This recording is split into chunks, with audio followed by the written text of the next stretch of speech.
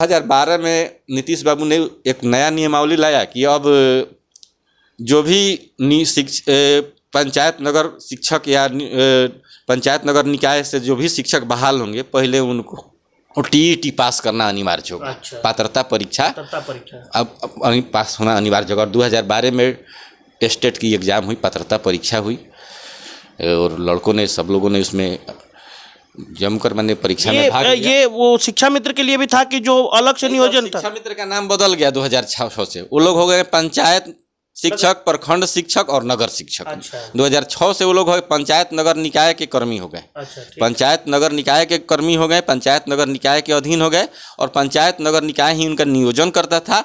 और उनका नाम बदल गया, जो पंचायत से नियोजित होते थे उनका नाम पंचायत शिक्षक, जो प्रखंड से नियोजित होते थे उनका प्रखंड शिक्षक, जो नगर से नियोजित होते थे नगर शिक्षक, जिला परिषद से नियोजित होते थे जिला परिषद शिक्षक। ऐसा इस तरह का नाम हो गया। जिस तरह का नियोजन इकाई था उस तरह उनका नामकरण हो गया 2006 से। लेकिन 2012 में इस नियोजन में भी भाग लेने के लिए अब कह दिया गया कि अब जो भी नियोजित शिक्षक बनेंगे 2012 से उनको स्टेट पात्रता परीक्षा पास करना होगा। उसके बाद ही वह नियोजित शिक्षक के लिए क्वालिफाइड होंगे, वह नियोजित शिक्षक के लिए पात्र होंगे। तो 2012 में बहुत से नौजवानों ने पात्रता परीक्षा दिया। बहुत हार्ड लेवल का एग्ज़ाम हुआ। लगभग 27 लाख बच्चों ने परीक्षा दिया था और मुश्किल से 3 लाख, 3.5 लाख बच्चे उसमें क्वालिफाई किए थे। और उसके बाद 12 से जो पंचायत शिक्षक बने, प्रखंड शिक्षक बने, चाहे नगर शिक्षक बने, वही पात्रता परीक्षा से जो बच्चे पास हुए उन्हीं का नियोजन हुआ।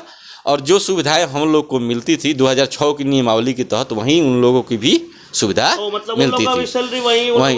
अब यहाँ कंट्रोवर्सी हो गया कि एक सहायक शिक्षक थे पहले से, एक पंचायत शिक्षक, नगर शिक्षक और प्रखंड शिक्षक थे, और एक अभी टेट परीक्षा से जो आए, पात्रता परीक्षा से, वो टेट शिक्षक हो गए। वो भी तो पंचायत शिक्षक थे, प्रखंड शिक्षक थे और नगर शिक्षक थे, लेकिन टेट दे कराए थे। तो टेट पंचायत शिक्षक, नगर शिक्षक और प्रखंड शिक्षक थे।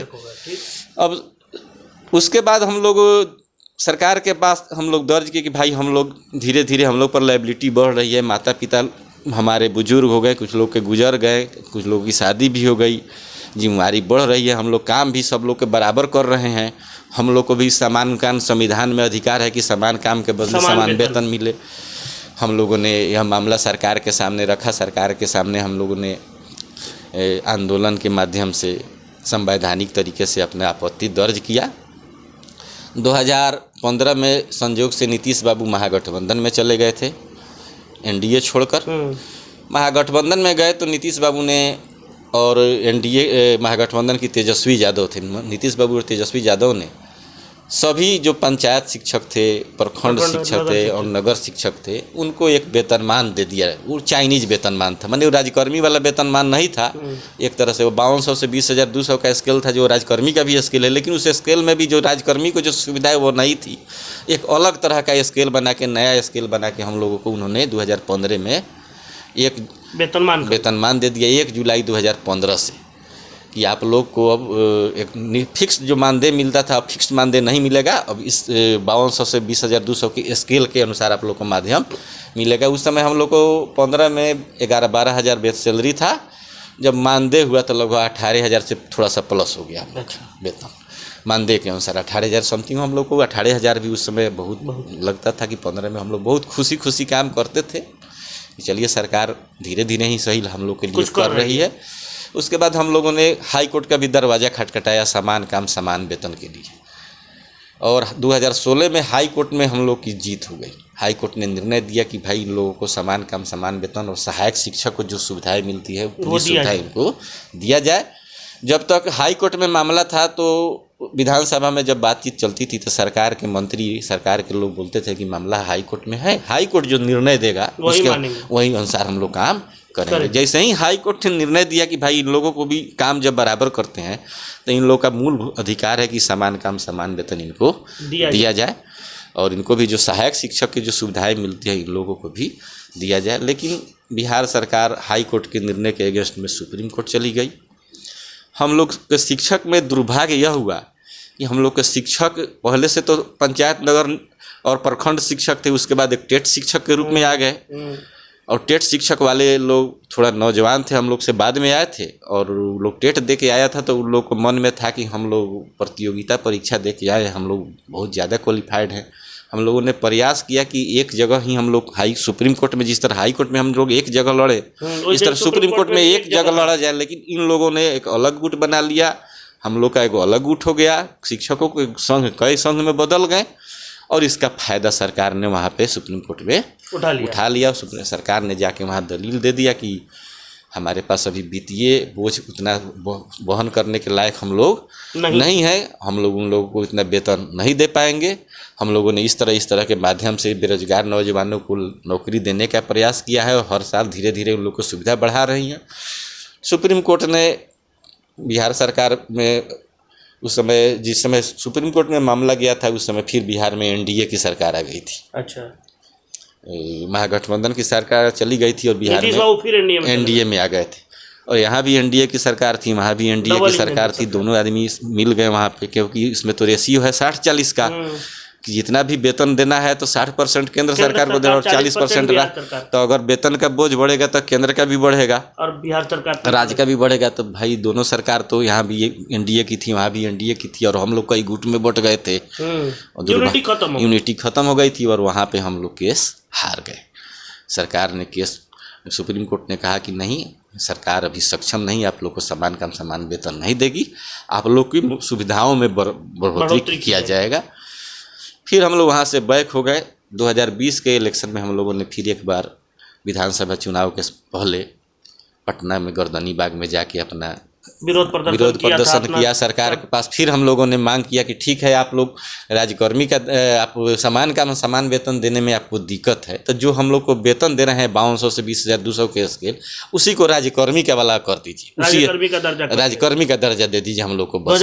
2020 में कि राज्यकर्मी का दर्जा देने से इतना फायदा होगा कि एक एनपीएस कटेगा, और एनपीएस कटेगा तो हम लोगों को मैंने रिटायर करेंगे तो जो कुछ भी थोड़ा बहुत, एनपीएस में तो ऐसा ही ज़्यादा पेंशन मिलता नहीं है, मतलब जो भी मिले, जो भी 2-4 5,000 पेंशन हम लोग को मिलता, तो हम लोग को मैंने रिटायर करेंगे तो सब लोग का उम्र लगभग नियर अबाउट 50 के राउंड में आ गया था, लोग 40+ और 50 के बीच में सब लोग हो गया था 2020 में। अब हम लोग के भी 2003 में जो लोग बहाल हुए थे और 2020 आ गया था, तो सब लोग 40+ में चले गए थे, 40 और 50 के बीच में थे। उस समय सरकार ने तो हम लोग का बात नहीं माना, लेकिन नीतीश बाबू ने क्या किया कि हम लोग के वेतन में, मूल वेतन में 15% वृद्धि कर दिया, और एनपीएस के जगह पर ईपीएफ हम लोगों का कटना शुरू कर, ईपीएफ कटना 1 अक्टूबर 2020 से हम लोग का ईपीएफ कटना शुरू कर दिया, हो गया। सरकार ने ईपीएफ का लाभ दे दिया। ईपीएफ में भी हालांकि सरकार ने बोला कि 1,800 रुपया, 15,000 ही हम मूल वेतन फिर 15,000 का 12% यानी 1,800 रुपया आपके वेतन से कटेगा, और 1,800 रुपया राज्य सरकार आपके जमा करेगी, और वहीं आप लोग रिटायरमेंट कीजिएगा तो उसी से आपको मिलेगा एनपीएस, जो भी मिलना है मिलेगा। हम लोग 2020 के बाद इलेक्शन में यहीं हुआ, हम लोग यहीं सब करते रहे, अपना काम हम लोग लगातार कर रहे थे। जो हमारा महंगाई भत्ता साल में जो वेतन वृद्धि होता था हो रहा था, काम बढ़िया से चल रहा था। अचानक 2023 में फिर नीतीश बाबू महागठबंधन में चले गए। महागठबंधन में चले गए तो महागठबंधन की सरकार जब 2020 में चुनाव लड़ी थी तो मैनिफेस्टो में 1 नंबर पर रखी थी कि 10 लाख नौजवानों को हम अस्थायी नौकरी देंगे, और 2 नंबर पर रखी थी कि हमारी सरकार बनेगी तो हम नियोजित शिक्षकों को राज्यकर्मी का दर्जा और समान काम समान वेतन उनको हम देंगे। तो शिक्षकों को लगा कि हम तेजस्वी यादव जी हम सरकार में आए हैं और उन्होंने मैनिफेस्टो में हमारा मांग रखा है, तो ज़रूर हम लोग का कुछ कायाकल्प होगा। और संघ के माध्यम से हम लोगों ने अपना मैसेज सरकार तक पहुंचाया, महागठबंधन सरकार तक।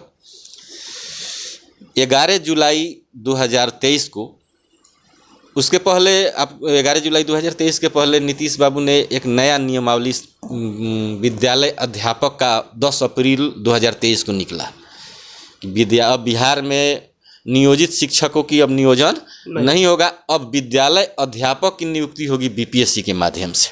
10 अप्रैल 2023 को यह नियमावली प्रकाशित हुआ, और उसमें दिया था कि जिन नियोजित शिक्षकों को राज्यकर्मी बनना है वह विद्यालय अध्यापक के तहत उस परीक्षा में फॉर्म भर के पास करके विद्यालय अध्यापक बन सकते हैं और राज्यकर्मी बन सकते हैं।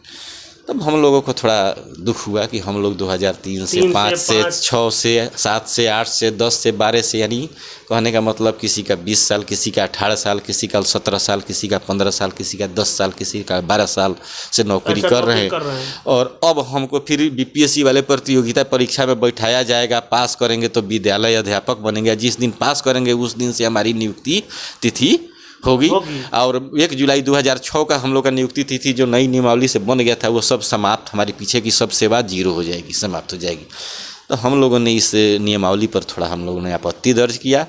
11 जुलाई 2023 को विधानसभा चल रहा था। पूरे बिहार के नियोजित शिक्षक हम लोग पटना पहुँचे, गर्दनी बाग में 243 बिहार के जो पक्ष के और विपक्ष के जो विधायक थे और 75 जो पार्षद महोदय थे, हम लोग ने सभी को ज्ञापन अपना मांग के सौंपा कि आप विद्यालय अध्यापक की नियुक्ति कीजिए बीपीएससी के माध्यम से। लेकिन पहले से हम लोग जो काम कर रहे हैं, हम लोग को बिना शर्त राज्यकर्मी का दर्जा घोषित करते हुए विद्यालय अध्यापक में हम लोग को भी समायोजित कर दीजिए।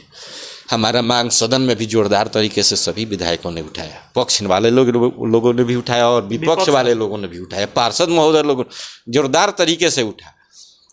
बाद में नीतीश विधानसभा जब समाप्त हुआ, शाम को मंत्री जी विजय चौधरी जी निकले, बोले कि सरकार गंभीर है नियोजित शिक्षकों के मामले में और उन पर उचित निर्णय लिया जाएगा। मुख्यमंत्री नीतीश जी स्वयं संवेदनशील हैं इस मामले में, वो निर्णय लेंगे।